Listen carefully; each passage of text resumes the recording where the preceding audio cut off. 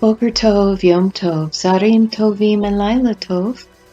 Good morning, good day, good afternoon, and good evening. This is Carrie, and I'm wanting to speak from the place of my heart today in more things that I've been contemplating. This morning I was looking at a couple Hebrew words, Spirit leading me to see the progression from the word shaman to shamad to shemesh. And it's been an interesting journey seeing these things because I can see the progression.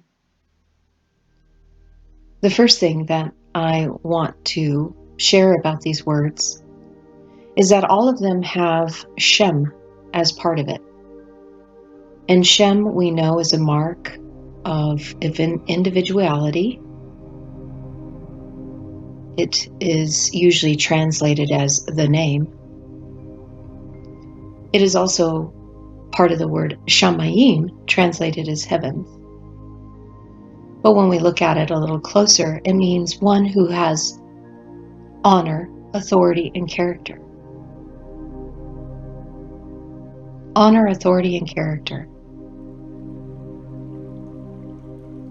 I wanted to set that as a foundational piece. So why are these three words important? Well, the first word, shaman. I know that you guys have heard that word before, and you see it as a medicine person or an ancient healer. When we have the noon added to Shem, it has to do with our flesh suit. And the word shaman, the noon is in its fallen position. So this would be in regards to our lower density, our dense flesh, that which can easily be overtaken by the beast ego within us. This is the place of the ego. This is the place where the ego likes to connect to scenarios and storylines and the mask it wears and the roles it plays in the drama, the theater of life that we walk through.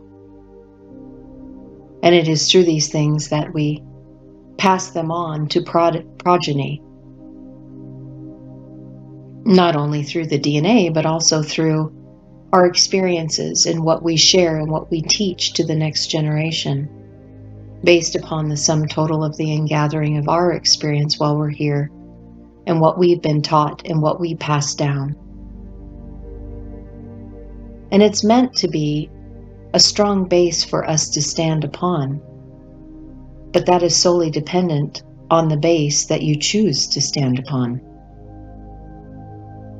See, noon is a very peculiar letter when you look at it, because through its constituent letters, it has a risen noon that is connected to a fallen noon. Noon, Vav noon, but the noon in the final position is called a noon sofit. It's the fallen noon. And really, this is the letter that is a mirror.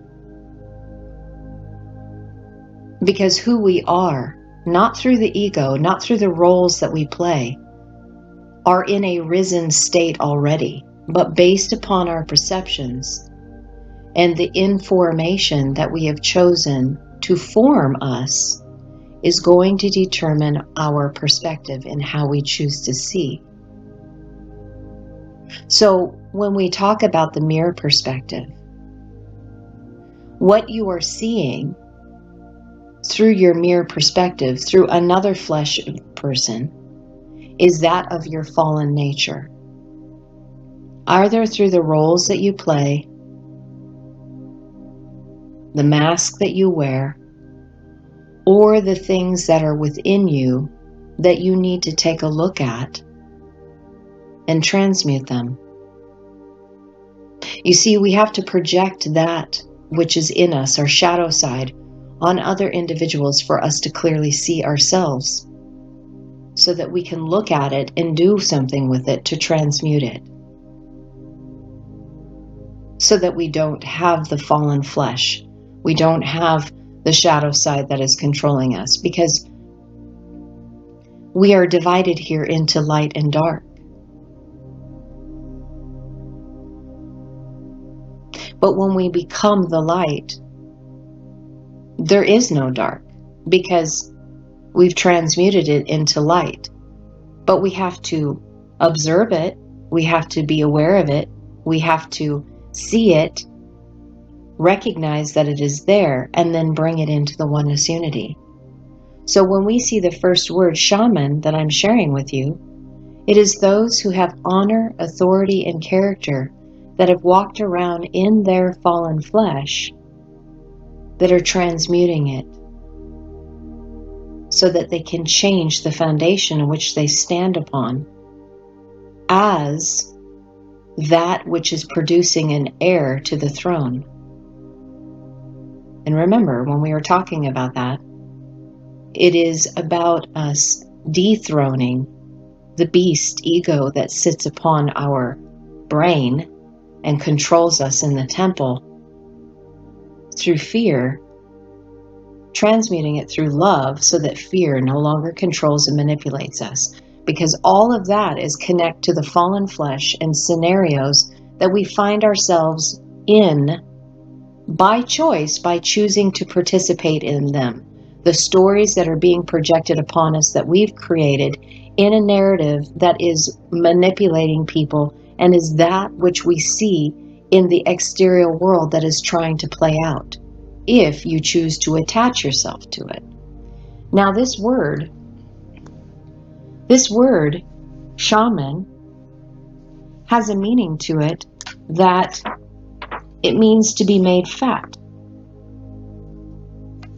And when we talk about that, this is a situation of becoming more dense, more heavy.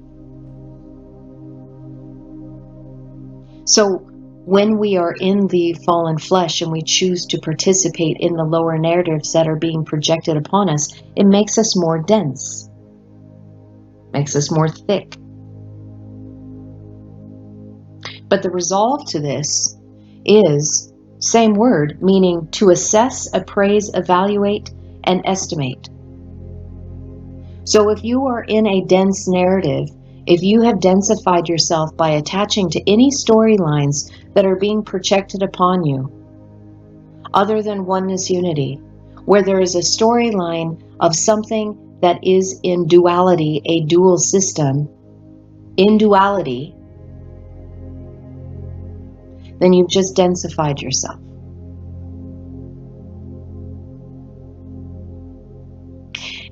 And part of this word, with the mem nun in it, means to be a part of. And it has a sheen. We are meant to be part of fire. But fire, if you have a fallen nun, is going to consume that which is in the lower density to make you not so dense anymore. Because light has no weight to it. It just is. But all that comes with that is the mindset of the storylines, of the programming, of the information that we have chosen to take in to believe the stories that have been created. Belief systems are very, very strong. And that's why as we come into these things, we empty our cup. What are we emptying our cup? As this is connected to the cough. What are we emptying our cup of? All of the belief systems that hold us to storylines in the system of duality, that keep us from oneness unity, keep us from seeing each other properly, keeping us from experiencing a higher way of living and seeing and perceiving up and out of the dual system. So when we move into the word Shemad, which is now Shin Mem Dalet, again, don't lose track of the name of those who have honor, authority, and character. So when we look at Shemad, Shin Mem Dalet, it does have part of the definition of apostasy, coming out of. And it can mean to destroy, devastate, or exterminate, or desolate. And desolate is to make empty or bare. And this is what I'm talking about here, about emptying ourselves of these narratives, the things that we hold ourselves to, the religious practices, the beliefs, the political beliefs, the scenarios. You can go on and on and on and on if you actually would sit and stop and think about all of the scenarios, all the roles you play, all of the storylines that you have bought, everything that is being projected in the world that you see yourself in as your reality, that we need to empty ourselves of. Because anything that separates us, anything that is done to separate us, because I've shared with you before, chata, to sin, means to separate, which causes us to wrestle oneness. So anything that is doing to separate us is technically the definition of sin. The opposite of that, of hitting the mark, because to sin also means to miss the mark, to hit the mark is to bring into oneness unity. Because when we get into oneness unity, we stop separating and dividing and wrestling, because we become one. So what are we doing? We separate due to storylines, due to programming, to indoctrination, to belief systems that we were taught from as a child. Because as a child, when you were born into this world, you have no bias. You have to learn everything. You have to be taught what is and what is not, based on the programming and the belief systems of your parents, of the education system, of the country which you live in, and the religion that you were raised up in, or even if you weren't raised in a religion. There's so much that we learn that we have to empty our cup of, because if it's not bringing forth oneness unity, it is going to cause separation and wrestle, and we're going to miss the mark, because we need to empty the cup. So Ahmad, when we talk about being empty or bare, making ourselves empty and bare is emptying everything that we need to from the inside out that holds us back from having higher perception, expanded consciousness, to see in a higher broadband frequency. And this has to be done by going through the door of the inward man, to be asking Spirit on the inside of you to reveal that which is necessary that you must let go. Now, I'm not telling you anything I would never tell you, because being told or telling you what to do means that I am lording myself over you and trying to control you. And that is not what I'm trying to do here. I want to share a different perspective for you to begin to consider by going into your heart, asking Spirit on the inside of you to show you these things, to reveal these things to you. I'm coming from a place where my perspective has changed, and I see it through the language, because the language is just as is, and you will see what you need to see for your next steps to continue to evolve, to lift yourself out of your limiting factors based upon your perceptions of that which you were taught to believe in, your belief system. And that encompasses a whole lot. And I'm not going to define that for you, because this is something that must be revealed to you about what your definitions are. What was defined to you through being taught? Because that's what we're coming out of. The belief systems that are holding us back.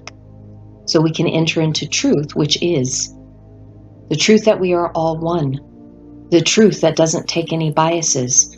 The truth that is information for inward formation, that doesn't choose a side, that doesn't choose a narrative. It is just information. So then that leads me to the third word, Shemesh. Why is Shemesh so important? Shemesh is the word for sun, Shin Mem Shin. So when we go from Shaman to Shambad to Shemesh, Shemesh also means servant, one who serves the sun. Now, when we look at the letters Shin, Mem, Shin, we still cannot lose sight of Shem, those who have honor, authority, and character. But this time we have the Shin that has been added. What does that mean? Well, we started out as Shaman, and then we went to Shemad, and now we wind up at Shemesh. The noon and the fallen noon keeps us in our narratives. It keeps us in the roles we play attached to our ego. That has to have roles to play, that has to have a mask to wear, that sees things and compartmentalizes them to this and that, black and white, right or wrong, good or bad, in the system of duality. Shemad is where we pour everything out, but we must go through the door to have these things revealed, to things that are holding us back, limiting us in our ability to have higher perception, limiting the broadband frequency that we are in, and not being able to fine-tune it to the expanded frequency that is here available for us to tune into, because we kept it into the limited broadband spectrum of that which we have held on to based upon our beliefs and what we were taught to believe. And when we get to Shemesh, there is no more fallen noon. That side has been burnt up. Because the whole job of the Shin, spelled Shin Yod Nun, is to give us the power, means, and direction to consume the fallen noon and everything that is attached to the scenarios and the roles that we have chose to play that keep us in a place of fear, manipulation, and control. Having control over the situation, being controlled, being brought into fear of loss, anything that's connected to fear. And if it's connected to pride is just another mask for fear, and generally fear of loss. So when we allow the consuming fire to take care of that, and we allow it to minister to us, because remember, Shemesh means son, but it also means to minister and to serve. When we allow that to happen, then we don't need to participate in all of these scenarios that have us bound up, confused, divided and separated, not being able to enter into oneness unity. It changes your perception. Because all of those limiting factors in the fallen flesh produces fear, the fear of the unknown. And we have the fear of unknown because we don't trust. The Spirit will lead you into all truth and into all things. If you are trusting your mind in your head, that is where ego dwells. And ego will always have you looking at things through the lenses of fear. And that is why we need to allow not only the fire, the consuming fire, to burn those natures up, but we need the living waters to continue to purify us. Now I want to connect this to you because on a couple of different levels, and then I'll be done. Mem is the living water. Look at how much of our body is made up of water. Have you ever seen Dr. Emoto's work? Dr. Emoto was brilliant in that he did studies on water and showed that water does in fact have memory. and based upon frequency, sound vibration, whether it be from words or music, will determine the structure of the water. Now, dependent upon our belief systems and the things that we speak and share, is going to determine the crystalline structure of the water that is within our body. So the very words you think, the very words you speak, that which you listen to, that which you hear, is going to affect the living water that is in your body. So when we get to Shemesh, it's the consuming fire that is directly affecting the living water on the inside of you at the heart level, so that you can go through the secondary process of the refining fire, because this is really the refining fire of mother and father that are the mirror of each other, that are impacting the living waters that are on the inside of you at the heart level. If we try to process any of this within the mind of our head, we are looking at through the lens of ego. One last point.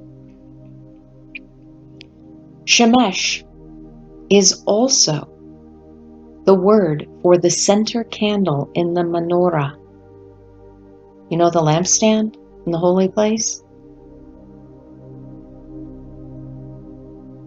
This is tied to your 7 chakras of the physical body.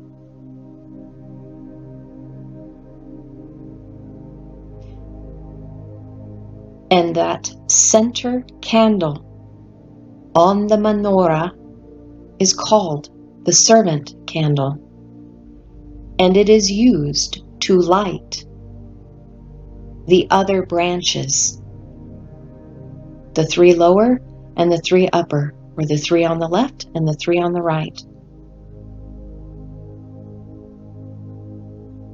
This connects at the place of the heart, as that being the central part of the menorah of your chakra system is the heart. The heart is meant to serve. The heart serves the one infinite creator. The heart serves you. So that which you do in your heart, your perceptions, limited or expanded, is going to determine your perspective. That is why many times you will hear me say, get out of your head and get into your heart. That is where everything is revealed. That is when we become one with the sun. Connected, S-O-N-S-U-N, the sun, Shemesh. So not only does it mean to serve and to minister, and mean the sun, but it means to be brilliant, to shine as a ray of light. That is who you are. That is who I am. That is who we are as one. But we must allow the consuming fire to deal with our lower flesh in our ego that connects us all to the storylines.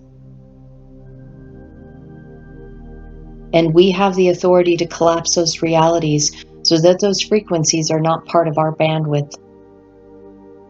This will allow us to expand the limited bandwidth of our frequency of that which we see with the natural eyes, to take in more light, to see through a broader spectrum instead of the narrow bandwidth that we have chosen to allow ourselves to be restricted to based by our beliefs. Light is information. Light is love. It has no bias. And that is the lesson that I believe that we are learning right now. To be able to come together as one, as ministers, as servant candles, as the light of the world, as the sun, Shemesh. Take this time. Allow these words to minister to you. See if there's any validity to that which I am sharing with you. I am not telling. These things need to be tested out by Spirit in and through you at the heart level, not the head level, not where the ego sits, because the ego is going to fight it and is going to kick and scream against it. Go within your heart. See where your heart is at and what it says with you, because that is the place of source and origin, Abba, that dwells within, as you being a spark, a ray of light, from the Shemesh that you are. Shalom, shalom, and namaste.